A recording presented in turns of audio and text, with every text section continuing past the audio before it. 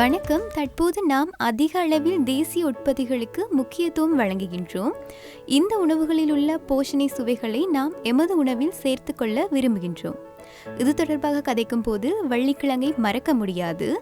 வள்ளிக்கிழங்கில் இருந்து உற்பத்தி செய்யக்கூடிய பெறுமதி சேர் உற்பத்திகள் தொடர்பாக இன்று நாம் கதைக்க உள்ளோம்.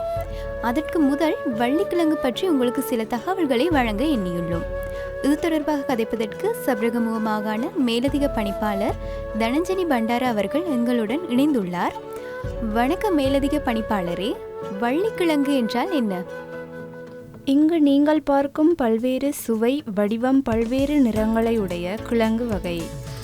இவை கொடியாக வளரும், பல்வேறு வடிவத்தை கொண்ட பல்வேறு நிறங்களை உடையன.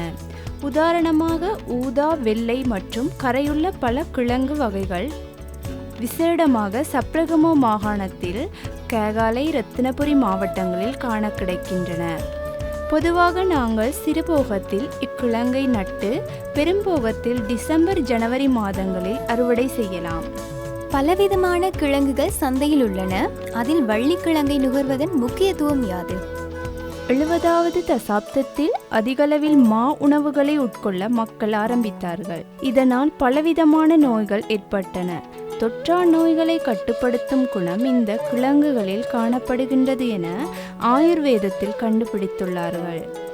வள்ளிக்கிழங்கிலுள்ள நார்த்தன்மை காரணமாக இது எமது உணவு கால்வாயில் நீண்ட நேரம் தங்கியிருக்கின்றது. இதனால் எமக்கு விரைவில் பசி எடுக்காது, சமிபாடும் அதிகரிக்கும். அத்தோடு இதில் ஒட்சியற்ற எதிரிகளும் காணப்படுகின்றன. புற்றுநோயை எதிர்க்கும் பதார்த்தங்களும் இதில் உண்டு. வழங்கிய தகவல்களுக்கு நன்றி. அடுத்து நாம் இக்கிழங்கிலிருந்து உற்பத்தி செய்யக்கூடிய உணவுகள் யாது என்று பார்ப்போம்.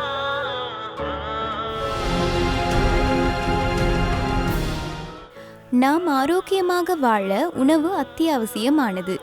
இப்போது நாம் சுவையான போஷணை மிக்க வள்ளிக்கிழங்கு கஞ்சியை எவ்வாறு தயாரிப்பது என்று பார்ப்போம். இதனை கேகாலை மாவட்ட மகளிர் விவசாய விரிவாக்கல் பாடவிதான உத்தியோகத்தர் நிரூஷா வசந்தசேன அவர்கள் கூற உள்ளார். வணக்கம். எவ்வாறு இந்த கஞ்சியை தயாரிப்பது என்று கூற முடியுமா?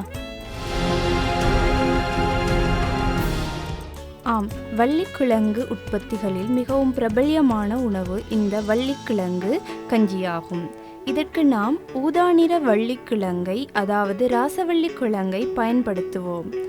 தேவையான பொருட்கள்: ஊதா நிற கிழங்கு, தேங்காய்பால், மிளகு சிறிதளவு, ஏலம், உப்பு மற்றும் அதிகமானவர்கள் இனிப்பு சுவையை விரும்புவதால் சீனி சிறிதளவையும் சேர்த்து கொள்ளலாம். வள்ளிக்கிழங்கை அவித்துள்ளீர்கள், அதனை அரைத்தெடுக்க வேண்டுமா? வள்ளிக்கிழங்கை அவிப்பதற்கு நீரை சுட வைத்து நீர் கொதிக்கும் போது கிழங்கை இட வேண்டும். இதனூடாக கிழங்கிலுள்ள சளித்தன்மையை அகற்றலாம். இதனை அரைப்பானில் அரைத்து எடுக்க வேண்டும். தேங்காய்பாலை ஒரு பாத்திரத்திலிட்டு சுட வைக்கவும். இதனுள் ஏலம், உப்பு சேர்த்து சூடாக்கவும். கிளறியபடி சூடாக்க வேண்டும். அதனுள் அரைத்த கிழங்கை இட வேண்டும். அந்த கலவை கெட்டியாக கொதிக்க ஆரம்பிக்கும் போது அடுப்பை அணைக்க வேண்டும்.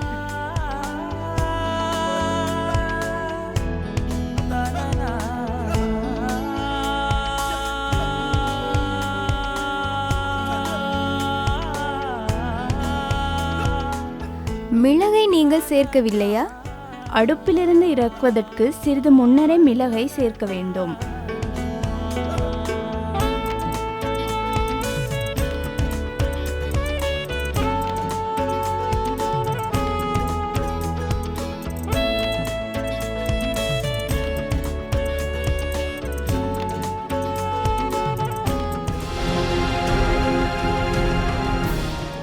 இப்போது நாங்கள் போஷணை மிக்க ரொட்டி ஒன்றை சமைப்பது பற்றி கூற உள்ளோம். இதனை உங்களுக்கு செய்து காட்ட கேகாலை மாவட்ட மகளிர் விவசாய விரிவாக்கல் உத்தியோகத்தர் நிரூஷா அவர்களும் விவசாய போதனாசிரியர் அனுராதா அவர்களும் வந்துள்ளார்கள். இன்று நாம் கிழங்கை பயன்படுத்தி ரொட்டியை சமைக்க உள்ளோம். இதற்கு அவித்து அரைத்தெடுத்த கிழங்கு தேவைப்படுகின்றது மற்றும் தேங்காய்ப்பூ, அத்தோடு கோதுமை மா சிறிதளவும் தேவை.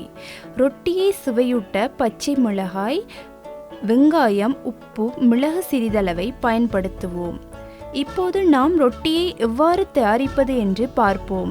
அரைத்த கிழங்குகளை கொண்ட 2 கோப்பை உள்ள பாத்திரத்திற்கு நீருக்கு தேங்காய்ப்பூ ஒரு கோப்பையை இடவும்.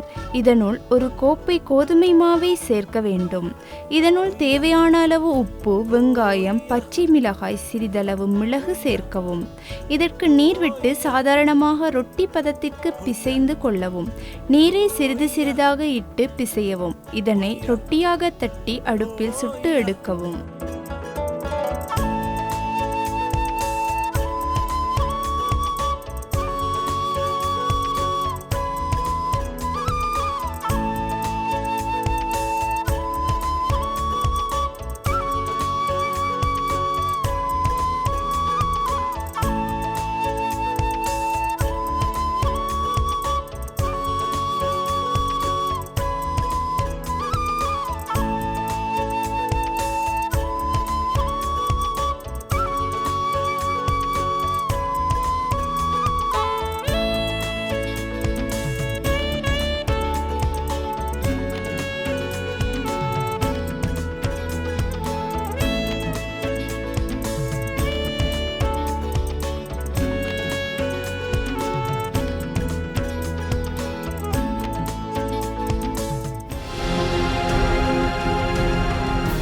எமது நாட்டில் பல வகையான வற்றாழை கிழங்குகள் உள்ளன.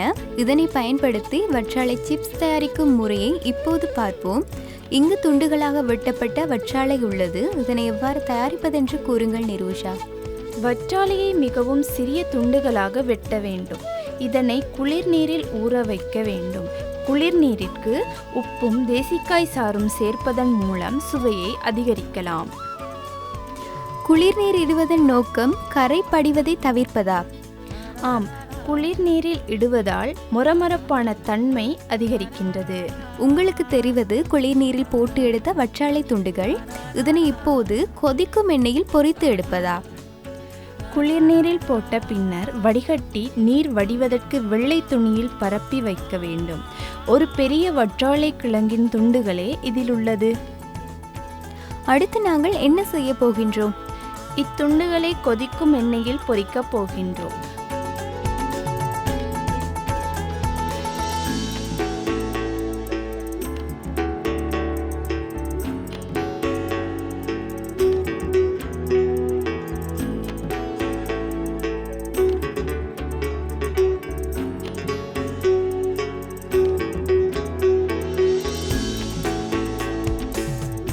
பொரித்து இறக்கிய பின்னர் எமது சுவைக்கு ஏற்ப மிளகாய்த்தூள் சேர்க்கலாம். இந்த துண்டுகளுக்கு சிறிதளவு உப்பும் மிளகாய்த்தூளும் சேர்த்து கலந்து எடுக்கவும்.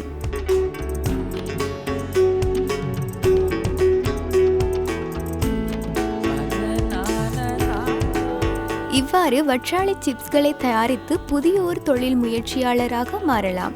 இப்போது நாம் பல்வேறு கிழங்குகளை பயன்படுத்தி தயாரிக்கும் உணவு வகைகள் பற்றி கதைத்தோம். அத்தோடு நிரூஷா அவர்கள் பல உற்பத்திகளை தயாரித்துள்ளார்.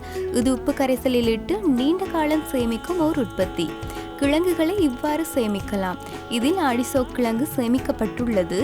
பல்வேறு கிழங்குகளை உப்பு கரைசலில் சேமிக்கும் தகைமை உள்ளது. இது ஒரு அபூர்வமான உற்பத்தி. இது சேம்பு கிழங்கால் தயாரிக்கப்பட்ட புடிங் ஒன்று. நிரூஷா இதனை தயாரிக்கும் முறையை கூறுவோமா? இதற்கு நாம் 2 வகையான கிழங்குகளை பாவித்துள்ளோம். இதில் அடிப்பகுதியிலுள்ள வெள்ளை நிறம் சேம்பு கிழங்கினால் தயாரிக்கப்பட்டது. மேலுள்ள படை வள்ளிக்கிழங்கினால் தயாரிக்கப்பட்டுள்ளது. இங்கும் கிழங்கை அவித்து தேங்காய் பாலிட்டு அரைத்து தேவையான அளவு சுவையூட்டிகளாக ஏலம், சீனி சேர்த்து கட்டியாகும் வரை சூடாக்கவும். பின்னர் பாத்திரம் ஒன்றின் அடியில் சேம்பு கிழங்கு கலவையை இட்டு அதன் மேல் வள்ளிக்கிழங்கு கலவையை இடவும். இதனை குளிரூட்டியில் வைத்து பயன்படுத்தலாம். ஆம், இவ்வாறு பல்வேறு உற்பத்திகளை தயாரிக்க நமக்கு முடியும். நீங்கள் ஓர் தொழில் முயற்சியாளராக மாற விரும்பினால் இந்த கிழங்குகளிலிருந்து பல உற்பத்திகளை தயாரிக்கலாம். உங்களுக்கு இது தொடர்பான தகவல்கள் தேவையாயின் பின்வரும் முகவரியுடன் தொடர்பு கொள்ளவும். பிரதி விவசாய பணிப்பாளர், பிரதி விவசாய பணிப்பாளர் காரியாலயம், கேகாலை. அடுத்த மாதமும் இவ்வாறு ஓர் புதிய உணவு தயாரிப்புடன், அதாவது தொழில் முயற்சியாளராக நீங்கள் முன்னேற தேவையான தகவல்களை வழங்க எண்ணியுள்ளோம். அதுவரை உங்களுக்கு சௌபாக்கியமான எதிர்காலத்தை பிரார்த்தித்து விடைபெறுகின்றோம்.